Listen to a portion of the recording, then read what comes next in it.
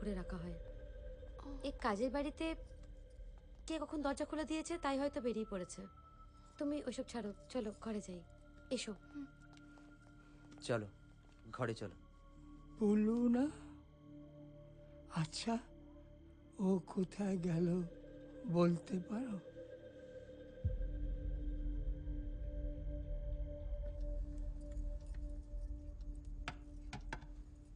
দিদি, এই দিয়েই রাতে সবার হয়ে যাবে। তোর দাদা দুধ রুটি খাবে, দুদিন ধরে বড় গুরুপাক খাচ্ছে। মামুন মা, তুমি কিচ্ছু ভেবনি, আমি এক্ষুনি সব করে দিচ্ছি।